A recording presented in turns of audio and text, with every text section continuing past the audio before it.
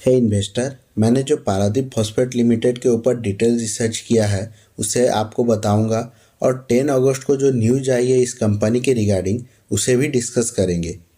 उससे पहले हम जान लेते हैं कि फर्टिलाइज़र इंडिया में कितना प्रोडक्ट होता है, कितना कंजप्शन होता है और कितना इंपोर्ट होता है। फर्टिलाइज़र का फ्यूचर क्या है उसके बारे में बेसिक जान लेते हैं और मैं हर वीडियो में बेसिक बताता हूँ ताकि आप नॉलेजेबल हो जाओ। मेरे इस वीडियो से फर्टिलाइज़र सेक्टर के ऊपर आपको बेसिक नॉलेज तो आ जाएगा। तो चलिए जानते हैं।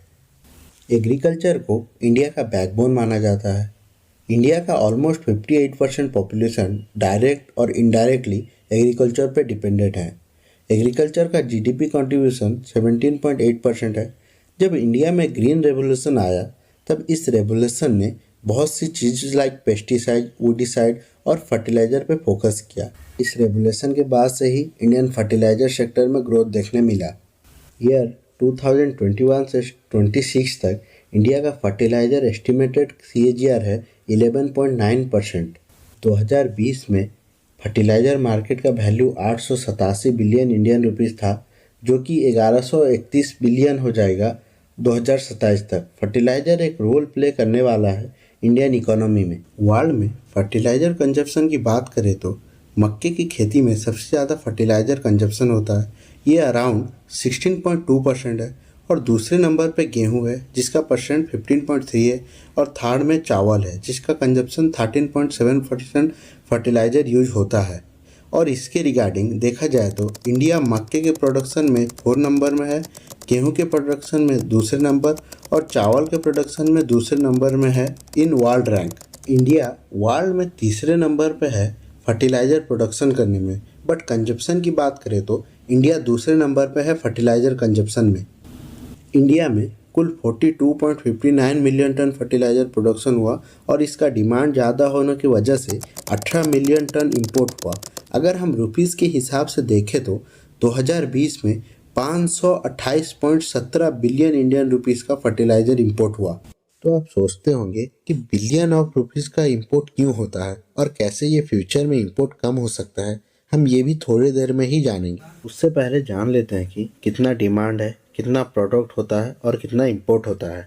यूरिया का टोटल डिमांड 35 मिलियन टन है, बट इंडिया में सिर्फ 25 मिलियन टन ही प्रोडक्ट होता है। डीएपी 12 मिलियन टन है, बट प्रोडक्ट सिर्फ 5 मिलियन टन ही होता है। और पोटास तो टोटली इंपोर्ट होता है। एनपीके जो कि इंडिया में लार्जली बनाया जाता है, इसका डिमांड लगभग 12 से 13 मिलियन टन है। अब ये था शॉर्टेज की बात। Union minister chemical and fertilizer DV Sadananda ji ने कहा है इंडिया सेल्फ सफिशिएंट बन जाएगा 2023 से 25 तक और इसके लिए न्यू फर्टिलाइजर यूनिट सेटअप होगा जिसका इन्वेस्ट 40,000 करोड़ और 2025 तक यूरिया इंपोर्ट 50% कम हो जाएगा इंडिया में। इसी सब डाटा को देखते हुए मैंने पारादीप फॉस्फेट लिमिटेड को कंसिडर किया है क्योंकि इसमें भी ग्रोथ देखने को मिलता है और ये इसमें एक अपॉर्चुनिटी है कि आने वाले कुछ साल में ये भी ग्रोथ दिखा सकता है। तो चलिए पीपीएल के बारे में डिटेल जानते हैं।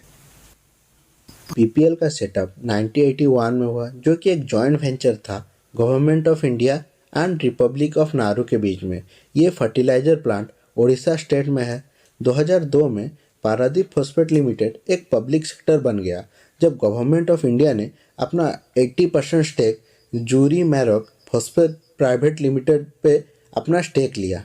पीपीएल का current production 2.85 million metric ton है जिसमें से 0.40 मिलियन मैट्रिक टन यूरिया है और 2.45 मिलियन मैट्रिक टन फॉस्फेट है। इनके प्रोडक्ट को 2 वेल एस्टेब्लिश ब्रांड से जाना जाता है जो कि जय किसान और नवरत्न है। इनके बिजनेस को 4 डेकेड्स यानी 40 साल हो गए अभी। पारादीप फॉस्फेट लिमिटेड के पास 510 प्लस स्टॉक पॉइंट है अक्रॉस 16 स्टेट और इनके पास 5,322 प्लस डीलर और 72,925 प्लस रिटेलर। पीपीएल का लिंक 8 मिलियन फार्मर के साथ है। ये सब के अलावा कंपनी का ओवरव्यू देखें तो कंपनी का मार्केट कैप 4,353 करोड़ है। इनके ऊपर डेप्थ 2,954 करोड़ है। इनका बुक वैल्यू 38.7 है और इनका आरओई आरओसी अच्छा है। आरओई इनका 19.9% है। इनका इंट्रिंसिक वैल्यू भी अच्छा है 95.4 रुपीज़ और इनकी प्रोमोटर होल्डिंग की बात करें तो 56.1% का इनका प्रोमोटर होल्डिंग है। पारादीप फॉस्फेट लिमिटेड सेल्स और प्रॉफिट में भी ग्रोथ दिखा रही है। इसका करंट जून क्वार्टर का सेल 2435 करोड़ है। जून क्वार्टर में 63 करोड़ का नेट प्रॉफिट हुआ है इन्हें। इस कंपनी ने ईयरली सेल और प्रॉफिट में अच्छा ग्रोथ दिखाया, जो कि आप इनके चार्ट से देख सकते हैं।